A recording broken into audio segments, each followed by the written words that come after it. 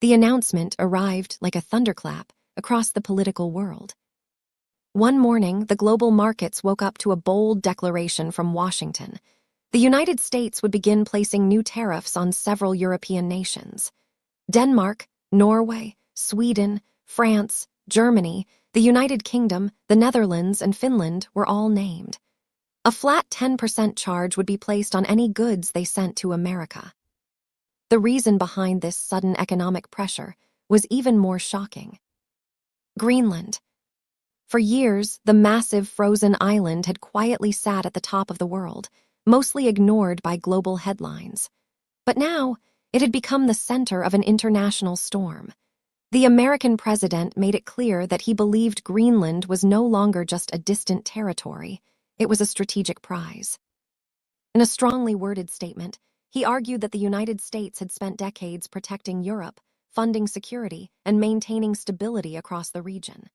Now, he said, it was time for Denmark and its allies to give something back. According to him, world peace itself was at risk. Both China and Russia were watching the Arctic closely, and Greenland, with its position, its airspace, and its hidden resources, was becoming too important to ignore. Behind the bold words was a deeper concern: security. Hidden beneath Greenland's ice and snow lay something far more valuable than most people realized. The island already hosted critical radar systems and missile defense installations that formed part of America's early warning shield. These systems were not symbolic, they were essential. They watched the skis, tracked movement across the Arctic, and formed a silent barrier between potential enemies and North America. But that was only part of the story.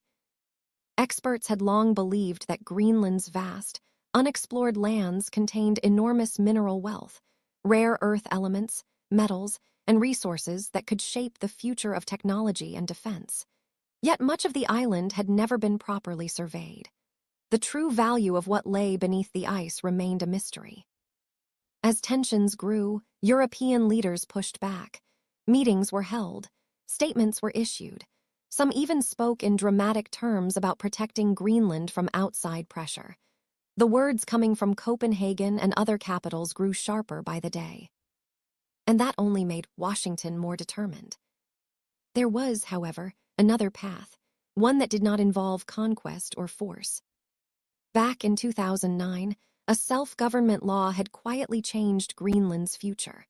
That law allowed the people of the island to hold a referendum.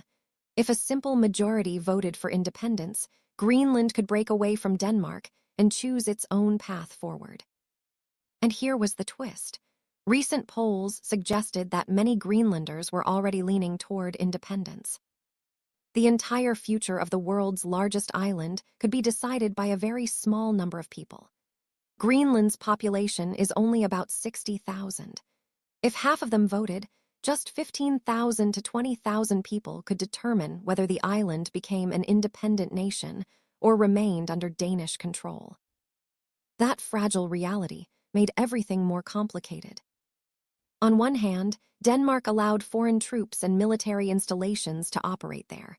On the other hand, ownership, true political control, was a different matter entirely. Laws, negotiations, and public opinion still stood in the way.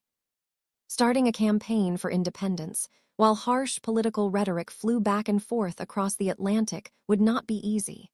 Every statement, every threat, every tariff could influence how the people of Greenland felt about their future. Behind the scenes, many believed this was all part of a larger strategy. Not a rush, not a sudden grab, but a slow shaping of the battlefield. First came the pressure, then the negotiations, then perhaps a referendum. And after that, if Greenland chose independence, it could freely decide to align itself closely with the United States.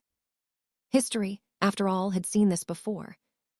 In 1917, the United States had purchased the Virgin Islands from Denmark.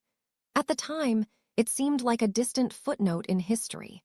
Now, more than a century later, history appeared to be echoing itself, only on a far larger and colder stage. Whether this would end in a historic deal, a political standoff, or a complete reshaping of the Arctic balance of power remained unknown. But one thing was certain.